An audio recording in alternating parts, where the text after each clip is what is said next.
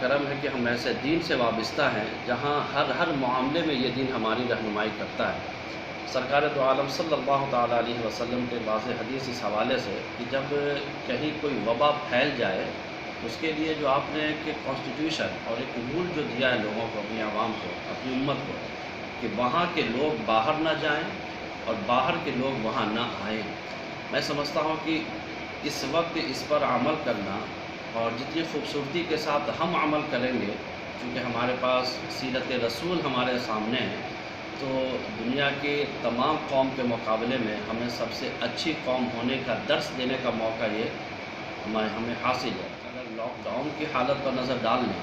تو آپ بالکل اسے بے عین نہیں کمپیئر کریں گے کہ یہ وہی چیز ہے جو سرکار دو عالم صلی اللہ تعالیٰ علیہ وسلم نے کبھی طاعون کی بیماری کے حوالے سے فرمایا کہ یہ ذمہ داری بنتی ہے کہ انہیں وہ اعتماد میں لے کر کے اور ایسی چیزوں کو ان تک پہنچائیں کہ بھائی ایسے معاملے میں بھی دین ہماری رہنمائی کرتا ہے۔ تو آپ اگر گھر میں جماعت کریں گے، اگر ممکن ہے تو گھر میں جماعت کریں، اور اگر جماعت نہیں کر سکتے تو تنہا منفرد نماز پڑھ لیں گے تو بھی اللہ تعالیٰ آپ کو جماعت کا ہی ثواب عطا فرمائے گا۔ اور بہت ساری سچویشن ایسی آتی ہے کہ جماعت ہم سے ساقط ہو جایا کرتی ہے۔ ایک مثال واضح طور پر یہ دی جاتی ہے کہ اگر کوئی باوضو ہو کر گھر سے نکلا مسجد کے لیے اور مسجد کے دروازے تک پہنچنے میں اسے رکاوٹیں آتی ہے، سخت آندھی ہے، طوفان ہے، سخت بارش ہو رہی ہے، یا کوئی موذی جانور بیٹھا ہوا ہے کہ اگر وہ وہاں پہنچتا ہے تو وہ اسے تکلیف پہنچائے گا، ان تمام صورتوں میں جماعت ساقط ہو جاتی ہے۔ یہ رکاوٹیں اس کی اپنی طرف سے نہیں آ رہی ہے، یہ ایک ایسی رکاوٹ ہے جس میں اس کا اپنا ذاتی کوئی دخل بھی نہیں ہے۔ تو اب حکم یہی ہے کہ آپ گھر جائیں اور گھر پہ ہی نماز پڑھ لیں۔ ایسے حالات میں دیکھیں گورنمنٹ کی طرف سے جتنے سخت نردیش دیے گئے ہیں، اب جہاں جہاں لوگوں نے اس کا النگھن کیا، مطلب یہ کہ لوگ نماز پڑھنے آ ہی رہے ہیں، وہاں کتنی ذلت و رسوائی کے ساتھ پولیس آتی ہے، مسجد کے اندر جاتی ہے، ان کو نکالتی ہے، بری طرح مارتے ہوئے ویڈیو وائرل کیا جاتا ہے۔ اس کے دو نقصانات، ایک تو جو قوم کنتم خیر امہ کا لقب جسے حاصل ہے کہ ہر قوم میں، ہر امت میں سب سے بہتر امت، اس کی پٹائی ہوتے ہوئے اور ذلت و رسوائی والی ویڈیوز لوگوں کے سامنے جاتی ہے، یہ ہمارا شرم سے سر جھک جاتا ہے۔ ہمارا دین الحمدللہ وہ دین ہے کہ ہر معاملے میں ہماری رہنمائی کرتا ہے۔ رمضان المبارک کا مہینہ ہے، ہمارے لیے یہ کم افسوس اور ملال کی بات نہیں ہے کہ جمعہ جیسی پاکیزہ عبادت ہم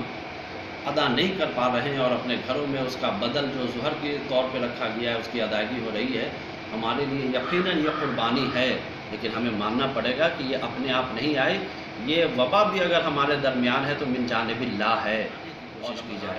یہ سارا ایک مہینہ کا جو موقع ہے یہ مایوسی کے ساتھ نہیں بلکہ اس انداز میں ہم منائیں گے کہ شاید زندگی بھر ہمارے لیے یہ ایک تاریخی رمضان شریف بن جائے کہ جتنا دل و جان کے ساتھ ہم نے اس ماہ مبارک میں اللہ تعالیٰ کی بارگاہ میں عبادت کا نذر ہم نے پیش کیا ہے، یہ شاید زندگی میں کوئی دوسرا رمضان المبارک میں ہم نہیں کر پاتے۔ عام دنوں کا حال یہ ہوتا ہے کہ رمضان شریف میں ہمارے ان تمام چیزوں کے ساتھ ساتھ بہت سارے کام کاج بھی ہوتے ہیں جس کے لیے ہم اتنا وقت نہیں نکال پاتے۔ ہمیں اگر آفس ہے تو آفس جانا ہے، اگر شاپ ہے تو وہاں جانا ہی جانا ہے، گھر کے لیے گھریلو چیزیں ہیں تو ان سے ہم نے مارکیٹ سے لینا ہی لینا ہے، تو ہمارے پاس وقت نہیں بچ جاتا۔ بمشکل اب تو رواج بھی ایسا چل پڑا ہے کہ اگر ایک ختم قرآن کریم سننا ہے تو ہم ایک مہینہ تراویح جو چاند کے سے لے کر اگلے چاند تک ہمارے لیے سنت موقدہ ہے، ہم اس کی بھی اہمیت نہیں دیتے اور 10 دن 8 دن 6 دن میں پڑھ کر گزر جاتے ہیں، صرف اسی لیے کہ ہمیں تو تجارت کرنا ہے، ہمیں بہت سارے کام کاج ہوتے ہیں۔ لیکن اس وقت تو ہمارے پاس مصروفیت سے اللہ تعالیٰ نے ہمیں فراغت دے دی ہے، تو اس کا ہمیں جی بھر کر کے ہمیں خاص خیال رکھنا ہے اور مایوسی کے ساتھ نہیں بلکہ اللہ تعالیٰ کی رحمت کو راضی کرنے کے لیے کہ اس سے زیادہ ہم فارغ نہیں ہو سکتے تھے اور اس سے عمدہ مہینہ نہیں ہو سکتا ہمارے لیے۔ رمضان شریف میں تراویح بالکل بھی ہمیں ناغہ نہیں کرنا ہے بلکہ گھروں میں پڑھنا ہی پڑھنا ہے۔ ہم اپنے گھر کا ایک ایسا ماحول کریٹ کر دیں کہ مسجد سے اذان کی صدا آئے اور اپنے گھر کا ہم روٹین سیٹ کر لیں کہ اس وقت ہمیں عشاء پڑھنا ہے، اس وقت ظہر پڑھنا ہے، 5 وقت کی نماز کا ایک ٹائم ٹیبل سیٹ ہو جائے اور ایک خوبصورت انداز میں اور چہل پہل کے ساتھ گھر کے اندر ہی رہ کر کے چہل پہل کے ساتھ رمضان شریف کی عظمت کا، اس کی رفعت کا بھی خیال رکھتے ہوئے اور اس کی رحمت کا ایک ایک حصہ بھی ہمیں ضائع نہیں ہونے دینا ہے، اپنے دامن میں اسے سمیٹنا ہے، یہ خیال رکھنا ہے۔